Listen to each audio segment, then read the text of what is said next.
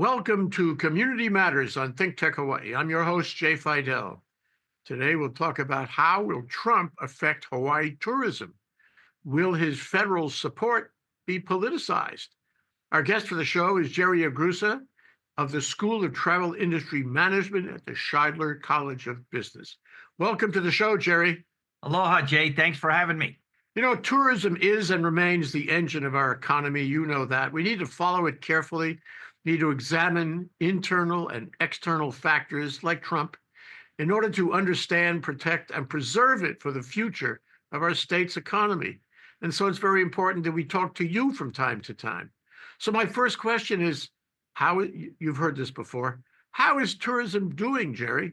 Well, right now we're doing okay. We're doing pretty good. If you go down to Waikiki, you could see that the restaurant lines are very long. I was down there a couple of days ago for dinner, and we had to wait a little while. And the hotels, they're not at 100%, but they're doing well. They're doing well. We've bounced back. Some of the outer islands aren't doing as well as they did pre-COVID, but they're hanging in there. You know, one of the biggest things that's affecting us here in Hawaii as a whole is that we have this labor crisis, whether it's in hotels, which is very, very labor intensive, the airlines, retail, as well as our medical. And as you could see that, you know, one of the biggest factors that affected the strikes, both with both major hospitals, right? Kapiolani, and then we had Queens, and then we had the strike with Hilton. They kept talking about staffing. Staffing is the issue. And the problem is that we're short labor. We have a labor crisis, you know, and if you used to have 8 people doing the job and now you have 7 people doing the job, after a while that gets tired. Originally, you know, then you get down to 6 people when somebody quits, and it wears on us. And, you know, in the hospitality industry, we're charging premium prices. Our average daily rates are just, you know, very, very high. We have the highest hotel tax in the country. I just got an article the other day from somebody that sent me it. Said, look, you're number one. I says, we're also number one in traffic on H1 in the mornings, and we're number one in the price of food. And he says, oh, I was just being cheeky. He's from over the other side of the pond. I says, I know, I'm joking too. But the challenge is when we have this high premium price, people expect premium service. And if their labor is tight, they can't give premium service. And if people are worn down because there's a shortage, right? People can't get days off. They're overworked. I think this is going to come in effect when people do evaluations of our hospitality and tourism for the state. You're not suggesting that this new administration has anything to do with the labor shortage in Hawaii, are you? Not yet. I think that, you know, one of the things they could do is we used to get visas for hotel workers. You know, 20 years ago, when I moved here 30 years ago, but 20 years ago, there were a lot of temporary visas for hotel workers. The challenge is that the tech companies have such powerful lawyers. They have so much money. They buy the best lawyers. They taking all the visas. So the hotels don't have that. And this, you know, we knew this was coming 20 years ago, that we're running a shortage of employees, especially housekeeping. Where are we going to get the next generation of housekeepers? And, you know, we converted a bunch of hotel rooms into timeshare where the housekeeper doesn't have to go every day, right? Timeshare, they go twice a week instead of every day. So they did do address it that way. The thing is, when you have a person that stays in a hotel room for 7 days, they eat out 21 times.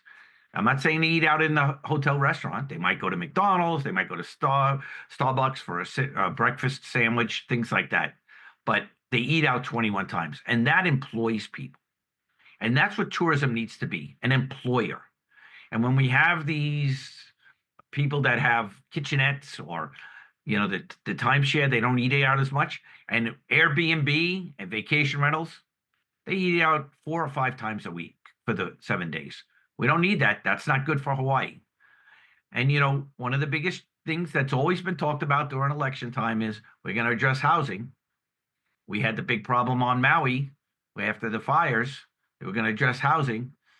Well, they should immediately get rid of vacation rentals. Nobody builds a vacation rental. All they do is you're taking housing out of the market and convert it into a vacation rental. So this is one of the things that they need to start to look at, because people need a place to sleep, to work. And when you have people having difficulty finding housing, we have this labor crisis that we have. We have this exodus off the islands. Hopefully that now that maybe the new administration won't give all the high-tech companies all the visas. They'll give us temporary visas for some hospitality workers like they used to do back in the 90s. I hope that could happen. I don't know what's going to happen because nobody knows what's going to happen, Jerry. Yeah. Nobody knows. Think it's magic. That could be one answer for us to help address the labor crisis that we're facing. I know another thing that he mentioned during his election, that he was going to try to lower energy costs. If we could do that, we have the most expensive energy. Our electric is the highest per kilowatt hour of any place in the United States. If we can get that lower, maybe the hotel prices will go down. And the same thing with jet fuel.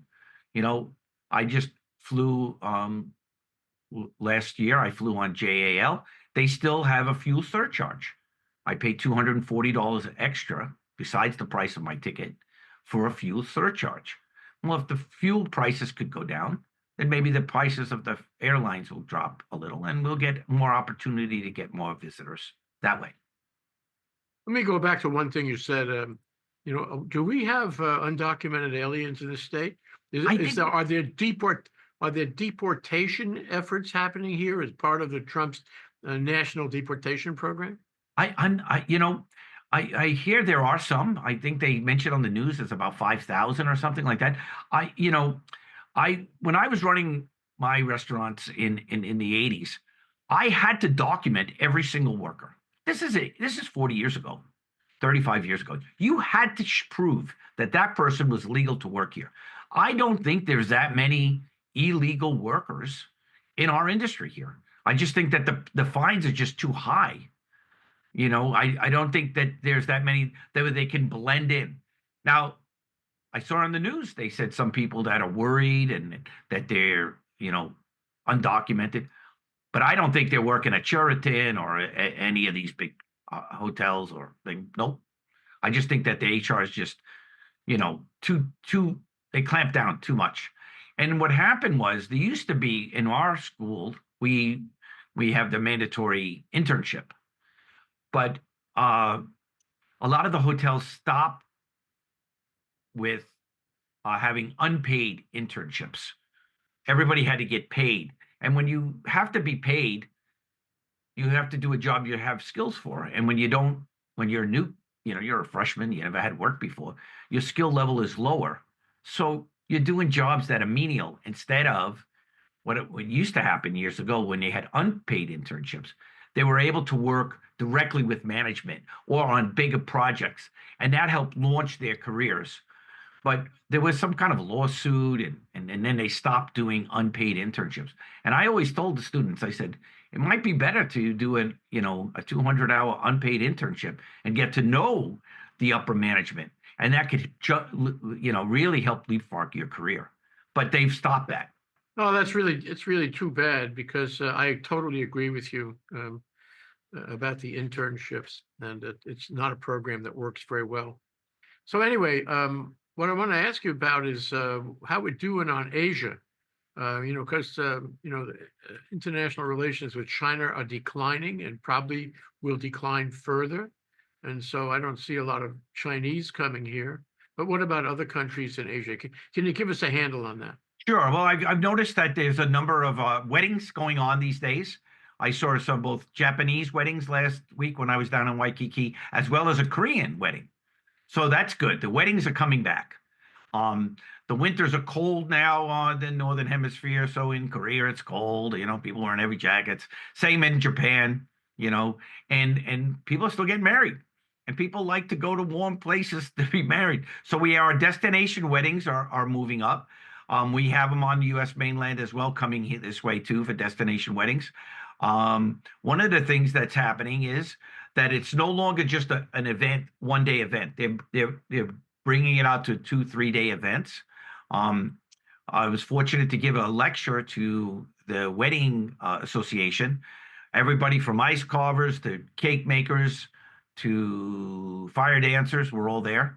And when we shared with them the concept of regenerative tourism, so that when a group comes for the wedding, they don't just take from Hawaii, they give back. We mentioned this last time I was on the show about regenerative tourism. And then somebody from there saw it and asked if I would come and give a lecture in the afternoon. And we had cocktails, and there were about, I guess, 100 people there. And it was we shared with some of the things that they could do in their special events to make it a little different, a little better. And it was very well received. And I'm seeing that now with them, as well as some of the tour companies. They're partnering up with the Surf Foundation, etc. So a family might be here for a week, and they'll take a Tuesday afternoon and they'll meet the Surf Foundation out of Waimanalo and do a beach cleanup. So the family, not all getting stuck with the phones, that they're doing things together. And I think that this is definitely helping. So like I said, I saw it with both the Japanese wedding, I saw it with the Korean wedding, and now you're seeing with the family groups as well. Tourism is doing well. Like I said, the challenge is that we have this labor crisis. So we have a labor shortage. And people are still now. Some places are hanging on. They have good management. That middle manager is strong, and they're not having that turnover. But other places, you go by many of the places you go to get something to eat, you'll see a big sign: "Help wanted, help wanted, help wanted." And we get at the university at the Tim School, we get offers from the hotels all the time. Do you know anybody? We need all kinds. I had a student last night tell me that he was offered a graveyard shift. And I said to him, you're only a second semester. Slow down, young man. Don't be doing great yet. Good advice. You're 18. Slow down. What about go ahead. what about Maui? Maui is really a hole in the economy, and I'm wondering how the recovery is doing in terms of tourism there. Well, they're getting premium prices. The challenge is, again, labor. They're looking for labor. They moved most of the residents out into some not are in hotels anymore, but the hotels are premium prices. I mean, I looked. Numbers that you were like, wow, Kamaina rates at 550, so they're getting 800-900. That's a lot of money for Marriott. You know what I mean? That's a lot of money. That's a lot of money. And it comes out. The room rate might be 600, but we have a $55 resort fee, and then we have this 19% or 18.5% tax, and it goes way up. It goes way up.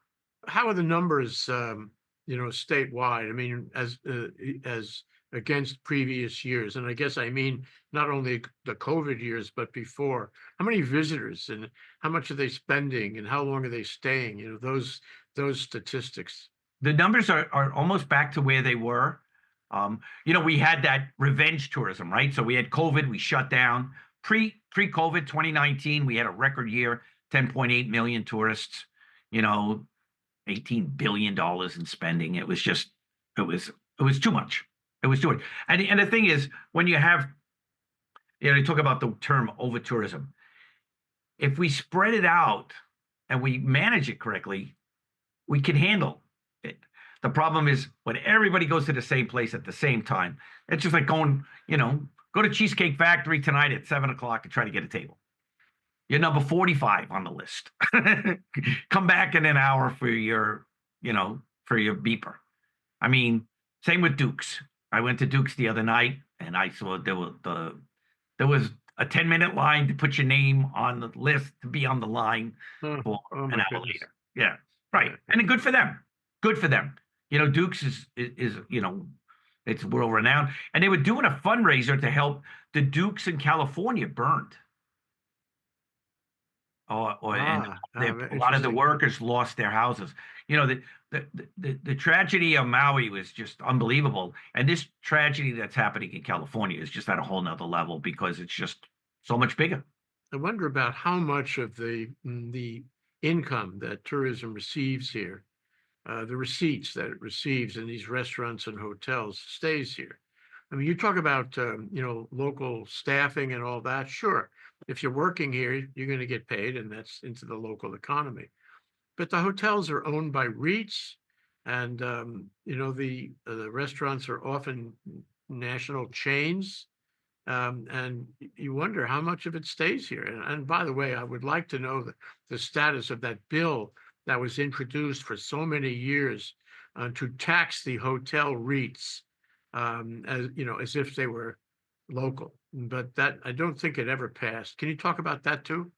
Well, I don't know where that status is on that rate on the REITs, but we do have a massive amount of leakage because we used to have two major hotel operators here. Now there are a few hotels that are owned locally, but prior we had Outrigger with the Kelly family. They owned about 37 to 39 properties, whichever year you look at it.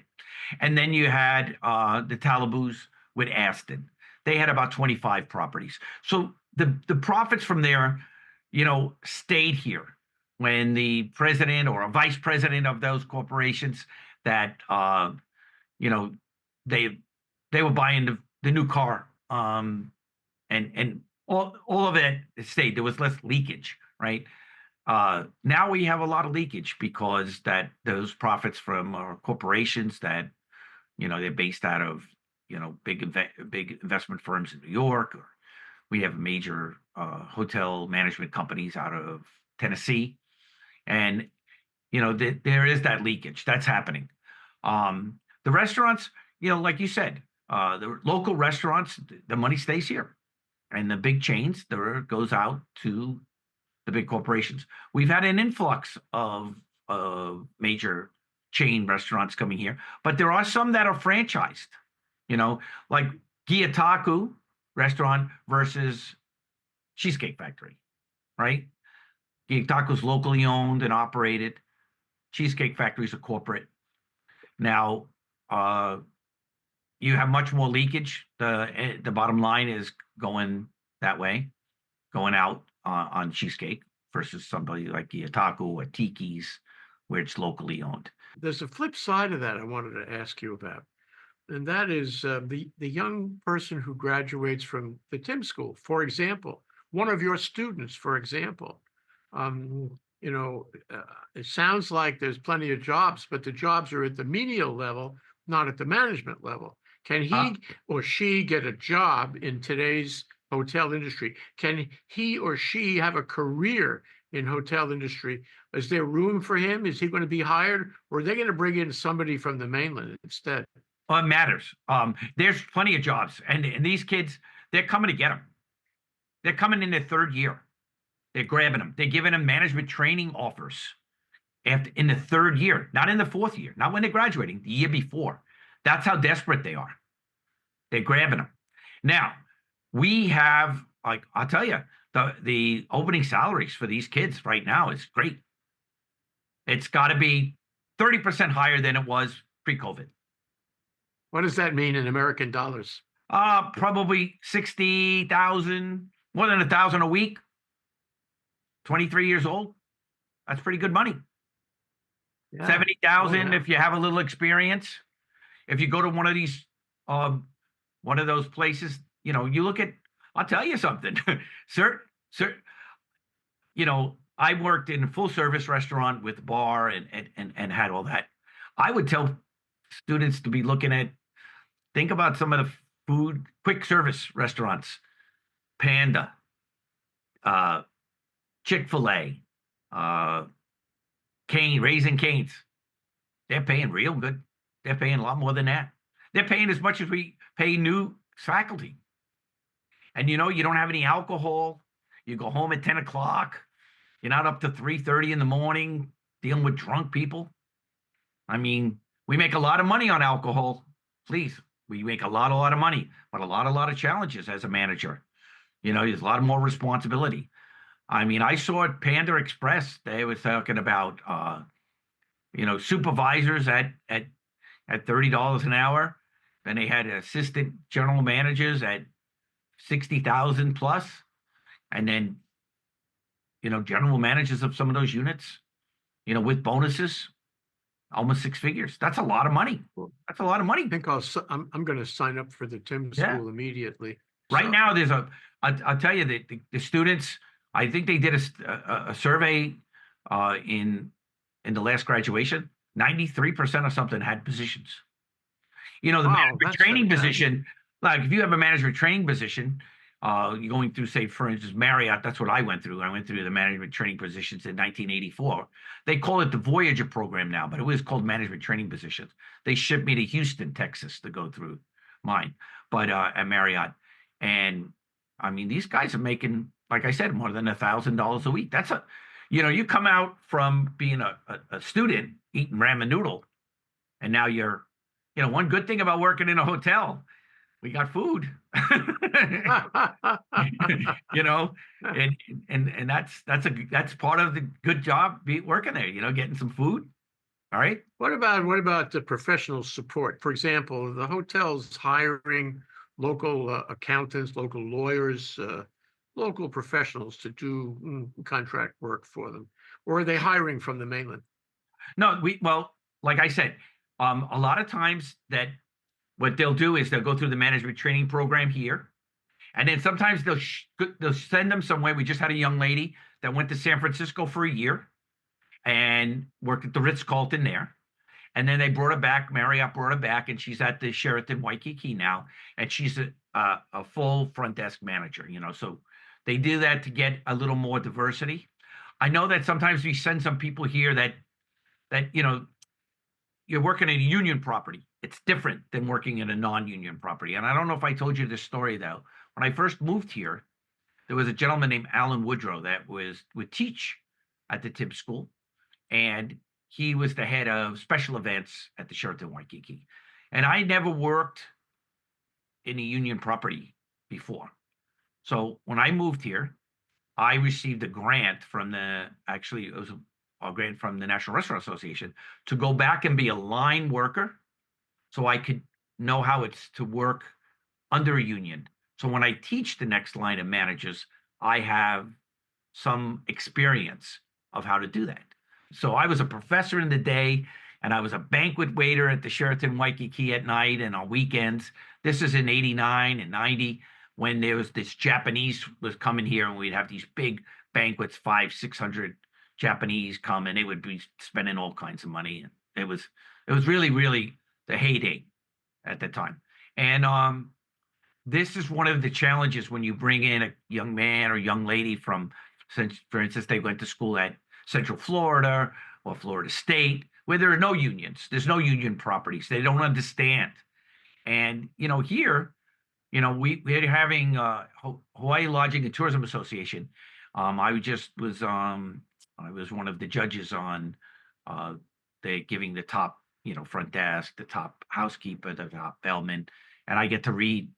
I was about 80 or 90 applications, and you see the gentleman, bellman Maui, 48 years at the property, 50 years, 45 years. That's just unbelievable.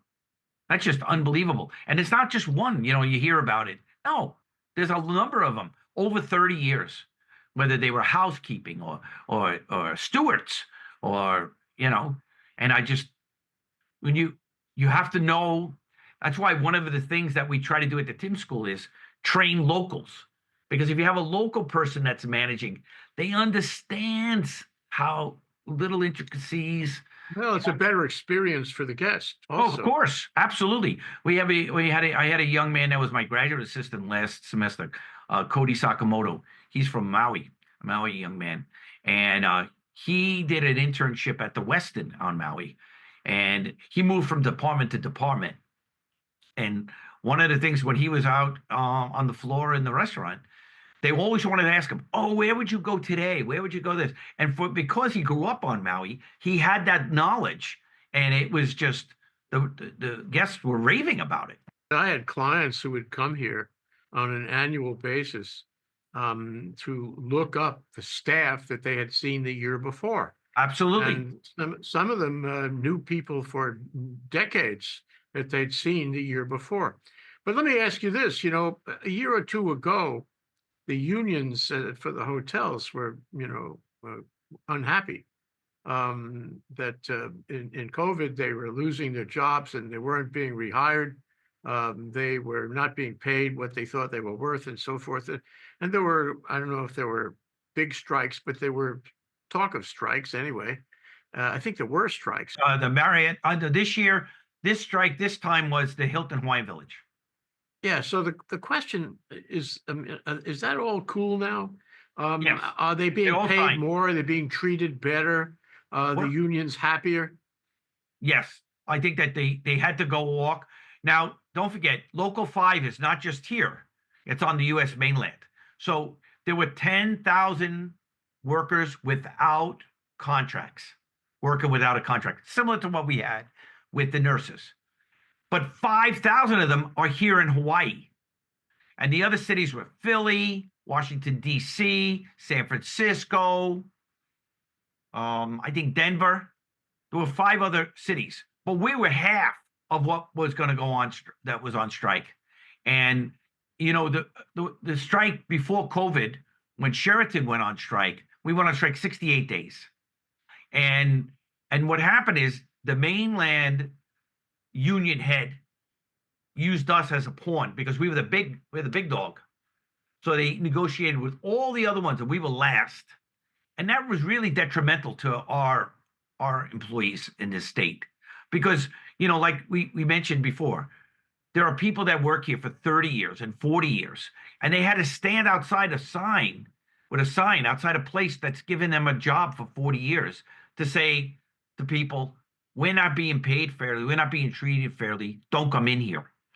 And that it just takes a piece of their soul. Sure, it's tragic. It's tragic. But speaking of tragedy, I want to get to the title of our talk show today, and that is the effect that Trump and his new administration is having or will have. We have chaos going on. We have chaos in most recently in foreign aid. We have chaos in letting people go in the government. We have we have investigations of the investigators and the prosecutors who investigated what happened in the insurrection. We don't have a whole lot of action to hold prices down. In fact, the cost of eggs has not gone down. Matter of fact, my wife Can't get told an me egg. that in the food store there are no eggs. Right. They have them all in the back, and you have to reserve your eggs, which is really ridiculous. So anyway, what I'm saying is the world is changing. It's not just Hawaii, it's the whole country, and arguably it's the whole world, with all of the comments made by Elon Musk and Europe and so forth. So we have major changes going on, Jerry. And of course, it's a week or two in right now. The steps that have been taken are public knowledge, but the effect hasn't been hasn't been felt yet. So my question to you is, and you're a planner, you're an academic, what's going to happen here? Because it's not good for tourism if we have chaos. I agree.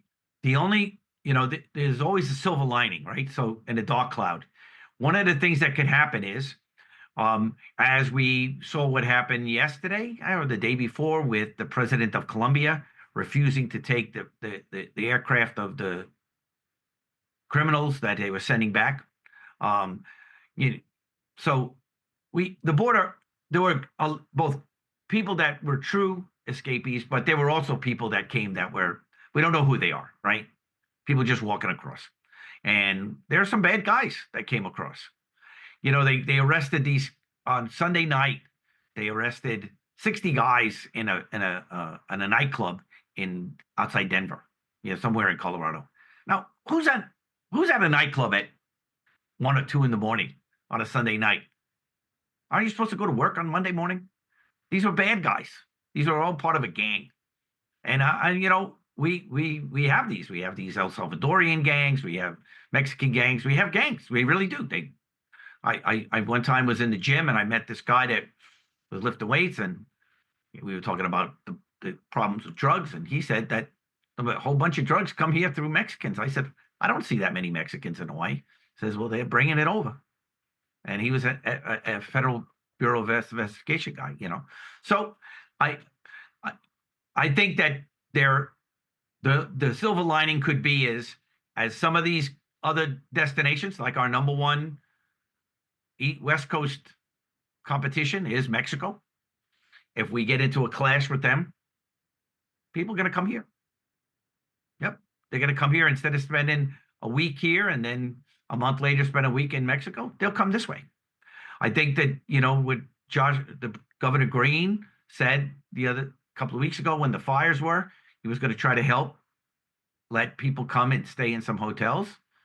That's a good thing. That's a nice thing. I mean, the devastation of these fires in Los Angeles is it's like a movie. I mean, when you look in the news, you're just like, there's nowhere to go. There's just nowhere to go. And then you hear about them, price gouging and then looting. I remember when I was a kid, there were big spray painted signs after a hurricane or something. Looters will be shot. I don't know what happened. That should come back. I think that, if there is these issues with these other countries, Americans will say, okay, we'll just go to Hawaii because it's like international and we still have great weather. I mean, gosh, the poor U.S. mainland this winter so far, they've been getting crushed, even down to Texas. Hurricane, snow in Houston. I never heard of that. Snow in New Orleans, not flickers of snow. Would they get 8 inches? What about Canada, Jerry? Canada has countermeasures going on. They're really ticked off at Trump. And, the government and various provincial leaders are saying, don't go to the U.S., hold back. Don't buy American, buy Canadian. Let's show them we have some muscle too. And Well, I don't know how far that's going to get, but my question is, do you think that's going to affect Canadian tourism to Hawaii? Well, we have Canadians are a big part. They have about 500,000 a year come here. We have a big portion. Still nothing like the Japanese. Even though the Japanese are way down and the yen is just, 150 yen to the dollar, 153 yen to the dollar. It's just we still get 800,000 Japanese. I mean, they're still by far the largest number of international visitors. I mean, we had 1.6 million at right before COVID. And when I first, back in the 90s, there were 6.6 million tourists, 2.2 were Japanese. Every third tourist was a Japanese, 1, 2 Japanese, 1, 2 Japanese. So they were here, and they've been here for 40 years. So they're still coming. They're just not coming as many, and they're probably not spending as much money. Retail is definitely suffering, retail. But, the hotel price is not negotiable, right? You need a place to sleep. Now, the restaurants, they might only eat one night at Wolfgang's, not eat out and eat the rest at maybe some ramen or those type of places. So the Canadians, we still have a huge bunch of them, and they come for long periods of time in the winter, those snowbirds. They usually they rent a whole apartment or they'll come and stay 2 weeks or 3 weeks in a hotel room. And but they don't spend as much money per day. When we did some of the studies, I remember they were in the $70 a day, $80 a day versus when the Japanese were spending $200 a day. So it's not the same for international. Well, are they going to look for alternative places? I What don't is know. their second pick? Well, I'll tell you, one of the things, the Caribbean, Florida's out, right? They just got my cousin that lived in Florida Keys this weekend. He said it was 53 degrees in the Keys, right? So anytime something like that happens, and people are trying to go someplace warm. 53 is warm to 32, but it's not what they expect. And when those things happen, which we never get here, I mean, I don't have heat in my apartment. I don't know what would happen if we got 53. You're right, because climate change is affecting the weather everywhere. And what used to be predictable isn't so predictable. And we have snow in the wrong place and rain and floods and all that and fires. So that's got to affect the flow of tourists here because it's hard to predict what things are going to be like where in their homes. I mean, where they live. And furthermore, there's the question of whether these storms, extreme weather, could hit Hawaii. Because if that happens, Jerry, those hotels are going to be quite empty the way it's happened in every hurricane in the past. Right. And our challenge is that, we have the issue of the safety, right? Waikiki, you have to leave, right? That's a flood zone. Everyone has to run up to Manoa. But the other part is the food, right? We have a food safety. We have what? They say we have 2 days or 2.5 days of food on the islands. We get hit with a real hurricane. Luckily, we have the military here. They could help fly things in. But if our docks get crushed, I mean, food security is a big issue. There's 135,000 tourists on this island today, plus 900,000 people. How do we feed them? Where do we get the water? Where do we get the water? Right? Do you have, what do they say you need? 5 days of water. I don't have 5 days of water in my house. That takes me to, looking at the flip side of all of this. We have Waikiki tourism, the engine of our economy for sure. It has been increasingly, and it still is the engine of our economy. And despite what happened in Maui with the fires, it still works. You oversee that in a way, and you can see it happening. And you've given us some of the enlightened points, the optimistic points. But if I ask you to look at Charles Dickens' Christmas Future, and wonder what happens on the the negative side, the pessimistic side, what do you see happening? Could this administration screw up our tourism? And if it screws up our tourism, would that be short term or long term? Well, I'm not sure if it could. I think, like I said, I think that some of the things that he mentioned that was going to happen, like he wants to lower energy costs, that could help us. Visas, well, we need to work on that. We're going to have the Olympics supposedly still in LA. We're going to have FIFA, in the next 5 to 7 years. And the challenge is that department going to be able to handle it? If you have a team of 15 basketball players, or you have a roster of 40 soccer girls or guys, they make the team. You're an Olympian. You should be able to go. And unlike other countries that we're really stringent on certain visas from certain countries. I mean, even for the university, you have people that want visiting professors or some students from certain countries. They make it really challenging for them to come. And here you're going to have them only here for a very short window. Are we going to be able to handle that, to give those visas? Because these are sporting events that are on, for instance, the Olympics is on for 3 weeks, or the FIFA Cup might be on for 6 weeks. But if you make it very challenging, or people don't get their visas proper and the team loses because they don't have their player, this is going to be really very poor reflection on the United States. And that is something that they really need to work on, because, I hear that the immigration, same with travel right now, right? TSA is short people. And I mean, we had record number of people flying 2 weeks ago. Record number, right? As I recall, Trump fired the leader of TSA. Oh, did he? Also the Aviation Security Organization. But let me go to you really you're going to the last question I wanted to ask you, and you've covered it at least in part.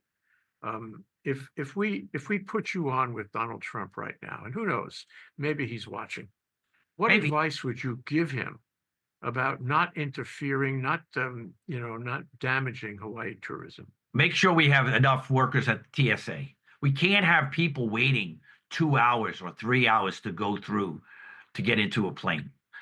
Do we need the TSA? Absolutely. Should we have security? Absolutely. Absolutely. But we need to make sure we have enough workers. Number two, there needs to be enough people up there in that tower. Planes can't be hitting each other.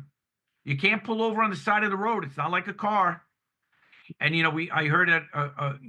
They made on the news. They said a person died on the tarmac yesterday at one of the U.S. airports. Well, he got hit by a car coming into a truck coming into the airport. He didn't get hit by a plane, so that was not clear. When they announced it, I'm like, oh my God, what happened? Right now, have we had planes tap each other? Absolutely. Have we had one landing and one taking off, almost hitting each other? Absolutely. And one of the challenges is that we have so many more planes going up, and part of that is due to the discount airlines, right? We have all of these low-cost carriers, and some people better double check. Yes, you paid only $100 for the seat. Oh, you wanted a bottle of water? That'll be $5. Oh, you wanted to bring your bag? That'll be $35. Oh, you wanted to use the restroom? They haven't done that here. They tried it on Ryanair in Europe. They tried to charge $10 to use the restroom, and the judge threw it out. Yeah, yeah. What happens what are you going to do? Right? Yeah, they had a credit card slide for 2 days on Ryanair. The discount airlines, people think that this is good. Well, it's good if you're just going yourself. But every single thing, you bring your laptop, that's $30. I know that, we have this new low cost carriers that the original price versus what you have to pay at the end are not the same. And people better look at that. And it's similar to what you have when you rent a vacation rental, like an Airbnb. Oh, it's $150 a night for 3 nights. That's $450. And then cleaning fee, $500. How's a $500 cleaning fee? What did I do? Walk my dog in the living room? I mean, what happened? How did it cost $500 for a cleaning fee? And what happens when a person spends one night? That cleaning fee is still $500. So these are some of the things that have to be checked. Like I said, if I was talking to Donald Trump, please make sure we have enough TSA officers. Please make sure we have enough people up there in the tower. It's the airplanes are definitely very crowded. So you get people that have been waiting an hour and a half to get through TSA. Then they get on the plane, and then somebody, lowers their seat, and then, the planes are just so small. I flew a tiny plane from here to Washington, the state of Washington, to Seattle last year, and I couldn't believe I paid for an upgraded economy seat, and I couldn't believe how small the seat was. I'm not a big guy. I'm not a little guy, but I'm not a big guy. And I could hardly fit in the seat. And when I went into the restroom, I couldn't believe it. I thought, I'm 5'8", and my head almost hit the ceiling. How does anybody fit in here? And what they've done is we've allowed these airlines to make these planes smaller and smaller and smaller, and people are getting more and more agitated. And that's why you have the craziness on the planes. You hear about people fist fighting, throwing drinks at each other, and stuff like that. I mean, you can't have that. You can't have that. People, if you do not do what you're told by a flight attendant or airplane pilot, and any type of safety, you should be banned from that airline forever. That's it. Well, this goes to the question of government regulation. That's another discussion, because, we do need regulation. That plane is supposed to be able to get everyone out in 90 seconds. When it goes down, you should be able to get out in 90 seconds, because most times when a plane, there's a problem or a fire, when it lands, everyone's okay. The time that the people died that time in Chicago, it's because they couldn't get out. And now I cannot even walk in the aisle like this. I have to walk sideways. Now, if I have some pounds on me, absolutely. But am I that big? Nope. When I walked from the restroom last time, everybody's shoulders were bigger than the seat, both female and male. And I'm thinking they're just making it too crunchy. And the US government, their regulation, that's their responsibility. They should not allow them to do that. They should Yeah, not allow them to pack it in. very helpful. I hope he's listening and he takes the message. And by the way, Jerry, you are a big guy. You may be 5'8", but to me, you're a big guy. You'll always be a big guy. Yeah. Jerry Agrusa, professor at the Travel Industry Management School at the Shidler College of Business. Thank you so much for joining us today. Thanks to our listeners and viewers for watching. We'll see you again soon with Jerry Agrusa and other guests on Community Matters. Aloha. Aloha, mahalo.